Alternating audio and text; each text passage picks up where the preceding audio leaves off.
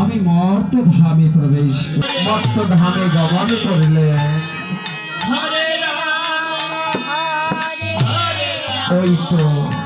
ওই তো দেখা যায় সেই ভক্ত কর্ণ মহারাজের মহল।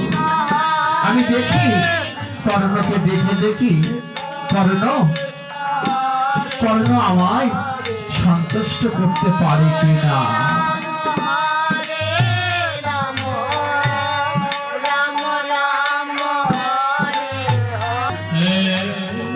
তুমি কি মহলে আছো? আমি একজন ব্রাহ্মণ, তোমার দ্বারে আমি অপেক্ষা করছি বাবা। কর্ণ কর্ণ কর্ণ, তুমি কি আমার ডাক শুনতে পাচ্ছ না? কর্ণ, ভগবান তার ভক্তকে ডাকছে। কর্ণদেব অন্তঃমহল হইতে তাহলে ডাক শ্রবণ করে সকালবেলা একজন ব্রাহ্মণ আমার মহলে পদার্পণ করেছে। এটা পরম সৌভাগ্য আমার। বিপ্রবার প্রণাম আপনার চরণে বিপ্রবার।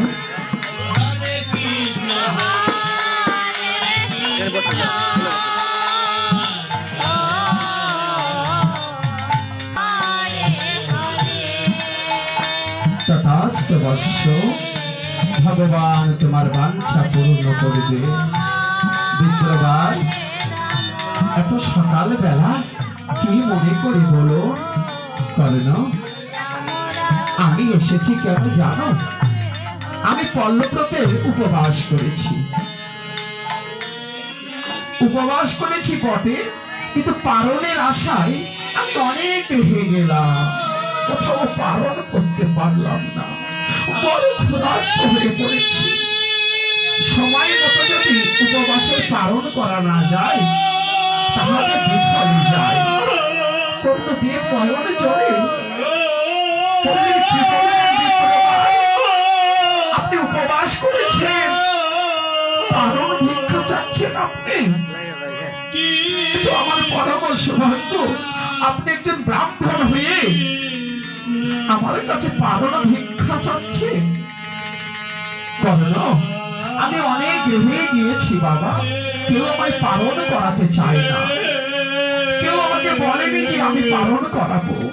শেষ পর্যন্ত আমি শুনলাম তুমি এই রাজ্যের রাজা, তা তোমার কাছে যে যাহা চাই তুমি নাকি সেই ভক্তকেই তাহা দাও। তবে আমার বড্ড ইচ্ছা পল্লবতের উপবাসে একটু পালন সেবা করবো। আমাকে কি করাতে পারবে বাবা?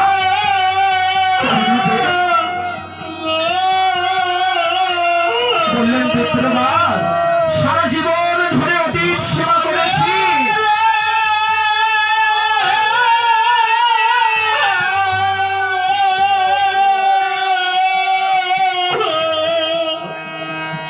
যতদিন বেঁচে থাকবো ততদিন করে যাব অতীত সেবা। অতীত সেবার মধ্য দিয়ে যেন আমি দিতে পারি ভগবানের সেবা।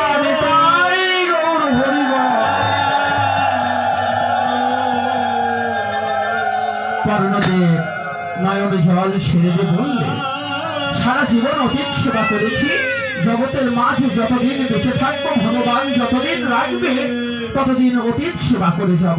অতীত সেবার মধ্য দিয়ে আমি যেন ভগবানের সেবা দিতে পারি।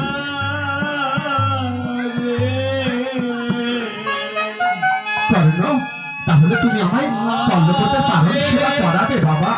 হ্যাঁ বিপ্রবার, আমায় বলুন আমি আপনার সেবার জন্য কি আয়োজন করতে পারি। কর্ণ, আমাকে সেবা দিতে হলে একটি নিয়ম আছে জানো। তুমি আমার কাছে ত্রিসত্য প্রতিজ্ঞায় আবদ্ধ হও, তাহলে আমি তোমাকে বলবো আমি কি তোমার এখানে পালন সেবা করব। কর্ণদেব ভাবলে কোনদিন তো এমন কথা কেউ বলেনি। সেবা দিতে হলে প্রতিজ্ঞায় আবদ্ধ হতে হবে। কর্ণ, অন্যের সঙ্গে আমার তুলনা করো না। আমি বৃদ্ধ মানুষ, ব্রাহ্মণ মানুষ, আমার অন্তরে যখন যা উদয় হয় আমি তাই বলে ফেলি। তা তুমি যদি আমার কাছে প্রতিজ্ঞা করো তাহলে আমি তোমাকে বলবো আমি কি দিয়ে সেবা করবো। কর্ণদেব বললেন, হ্যাঁ বিপ্রবা, আমি অতীতকে বাড়ি হইতে চলে যেতে দিব না, অতীতকে অনাহারে যেতে দিব না। অতীত যদি অনাহারে যায় আমার শুধু মনে যে কষ্ট হবে।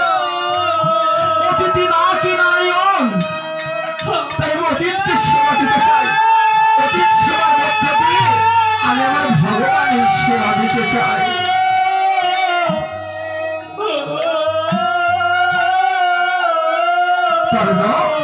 তাহলে বলো এই সত্য? কর্ণ বললেন এই সত্য। কর্ণ, একবার হয়েছে, এখনো বাকি রয়েছে দুইবার। তুমি ভেবে দেখো পারবে কিনা। হ্যাঁ বিপ্রবা, আপনি বলুন কি দিয়ে সেবা করবেন। কর্ণ,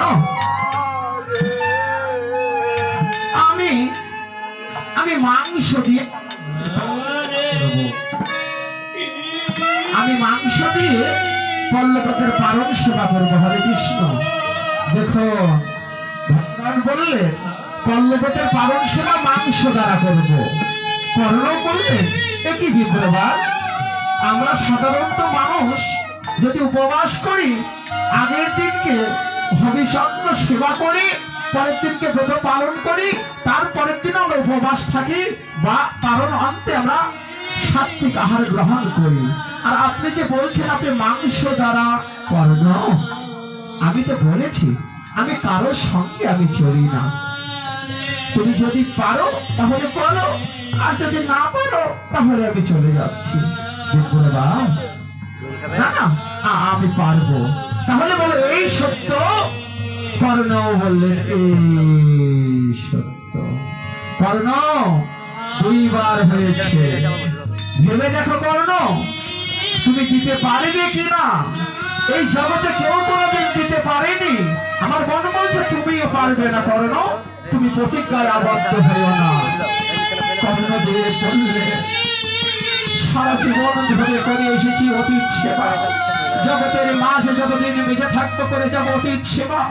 এই অতীত সেবার পরে যদি আমার পাপ দেহখানা কেটে টুকরো দিতে হয়, আমার এই পাপ দেহ কেটে টুকরো টুকরো করে দিব, তা আমি অতীতকে আমি অনাহারে চলে যেতে দিব না। বিপ্রবা, জন্মভূমি মা বসুমতীকে সাক্ষী রেখে বলছি, চন্দ্র সূর্য গ্রহ তারা ৩৩ কোটি দেবতাকে সাক্ষী রেখে বলছি, আমার কাছে আপনি যে মাংস দ্বারা পালন সেবা করবেন আমি সেই মাংস দিয়ে আপনাকে পল্লবতের পালন সেবা করাবো।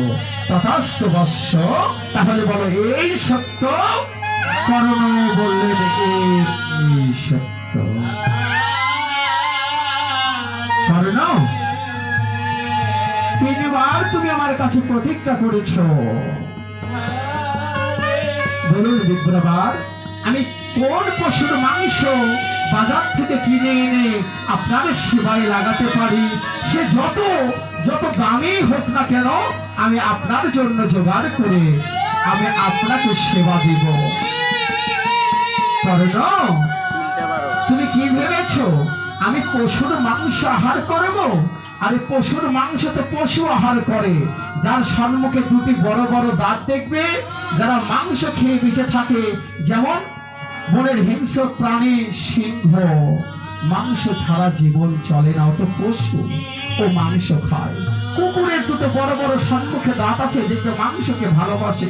বিড়ালের দুটো বড় বড় সম্মুখে দাঁত আছে, ওরা মাছ মাংস ভালোবাসে। তুমি কি ভেবেছো বাজারের কোনো মাংস আমি সেবা করবো? কর্ণদেব বললেন, বিপ্রবা, আপনার কথাটা আমি বুঝতে পারলাম না। কর্ণ, তাহলে শোনো, আমি এই মহলে প্রবেশ করার সম্মুখে রাজমহলে একটা সন্তানকে আমি দেখলাম। সন্তানটা বড় সুন্দর, ওর কথাটি দেখে আমার অন্তরে বড় শান্তি পেয়েছে। আমার একমাত্র সন্তান, আমার মানে তাই বিপ্রবার